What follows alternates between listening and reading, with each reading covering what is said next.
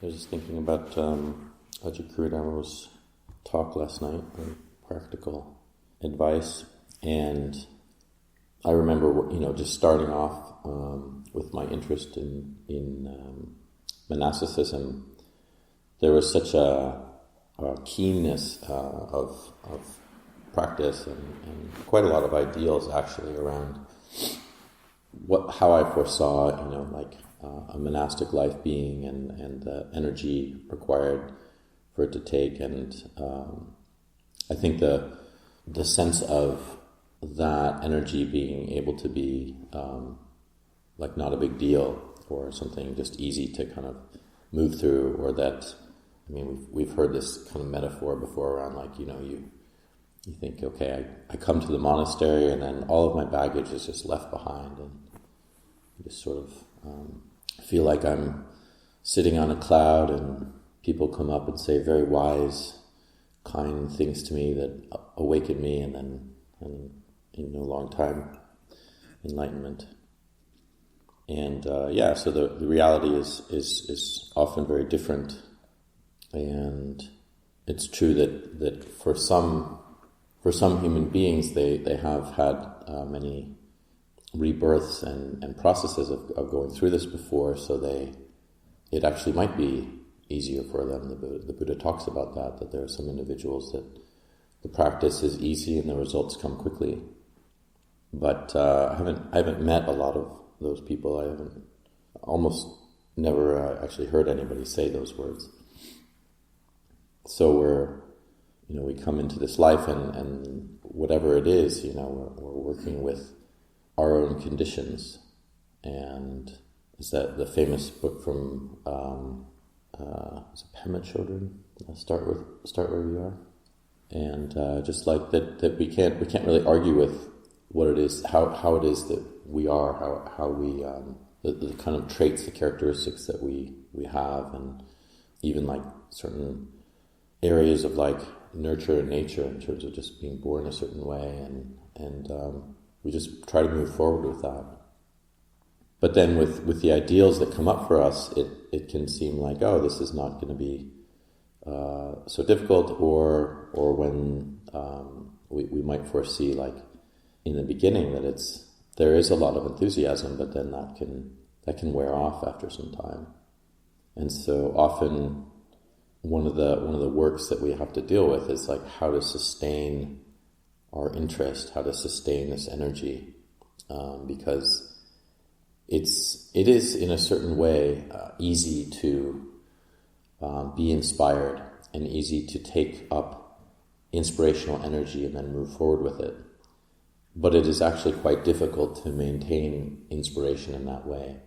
And it's also difficult to maintain our ideals and to not move forward with them. And I think this is the inevitable aspect of the fact that defilements are much more easy to cultivate and give into than it is to work towards the wholesome. And that's sort of evidenced in the world. We just see that there is, we would all be kind of enlightened by now if human beings tended towards the wholesome, if that was like where we just naturally all move towards easily without any obstructions, and that was just the natural movement. But it's not. Samsara is the natural movement away from the wholesome, because it's based on desire, what we can get. And so this is actually something that I didn't think about a lot when I was interested in ordination. I didn't think about the fact that it was perhaps just an ideal that was going to that was kind of moving me in the direction of the possibility that it might be easy to live as a monk. And so as time moves on, then we realize, we have a lot that we have to work with in our own practice, in our experience, in order to kind of deal with the fact that this is just an ideal. It's something that we're going to have to work towards the wholesome to really encourage that in ourselves. And so this is something that really for me, I think is the bulk of the practice. It's, it is right effort, and effort is an effort. It takes work.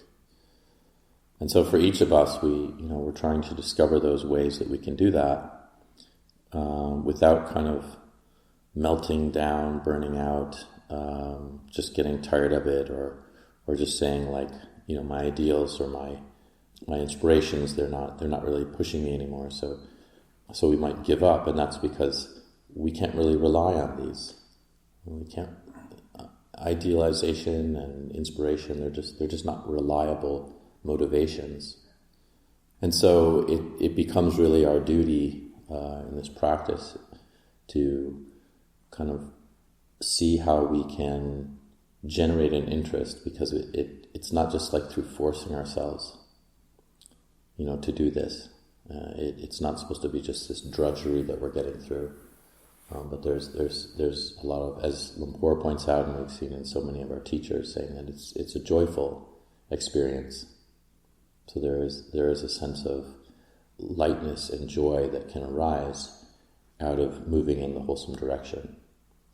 But because the tendency is to go to the lower direction, to the unwholesome, because it's so easy, then that sort of no pain, no gain is very real. It's a sense of like, this effort needs to be worked with, and we need to encourage ourselves over and over each day how to build good habits, how to find things that give us confidence in what we're doing, and to actually look for ways that we can create that joy within ourselves, within our lives as practitioners, monastics, and the like, just kind of going forward in this wholesome direction.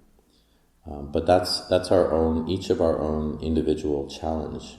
Each of us is challenging ourselves in that way, and it's something that we can encourage each other. If we see that maybe somebody's not, they're not moving in that direction, that's always something that the Buddha really worked with, is to say that this is a group activity. We're to encourage each other along in the practice. Without each other doing that, then it makes it all the more difficult. But in the sense that, in terms of responsibility, each one of us is really responsible for our own movement towards that wholesome. So, when we are bored, then it's our sense of, okay, how do I, rather than just give in to this, and as I think Kunam was talking about, like distracting myself with something, then it's really that encouragement towards, okay, how can I rise up? And then also, like, how can I see that there is joy involved in that? It might be difficult, but there's confidence that's built. There's a happiness over moving in that direction. And we also need to look for that and to see it and remind ourselves of it. Because without happiness, without any kind of joy in what we're doing, then it does become drudgery. So I think just taking this reflection throughout the day, a sense of like, well, what is it that I can do? What is it that will move me in a direction that's different than possibly an unwholesome movement of mind that I'm in right now? And whether it's like, it's just so easy, what Ajahn Kudama said around like, oh, it's just like a half an hour, I'll do something else, I don't really want to be mindful right now. It's not the right time to be mindful. And, it doesn't just have to be sitting or walking, it could be anything we're doing. We really intend towards that present state of experience and see if we can learn from whatever it is we're doing, as Ajahn Jayasara was teaching so much of the time. And to remember that, like, another teaching of his, that this whole idea of the real world, like, so many people are living in what they think is the real world, but they're just deluding themselves all the way till they die. Just one sensual experience after the next. And so we are fortunate to have the teachings of the real world, the real world of our sense experiences, just that there's sight, there's sound, there's smell, there's taste, and there's our sense of our tactile sense in our minds, and And that is the real world. That's where we experience understanding, through seeing suffering clearly and then bringing ourselves out of it. So this is the only, I think, the real thing to do with our lives, and when we lend ourselves to it, then we get the greatest reward possible.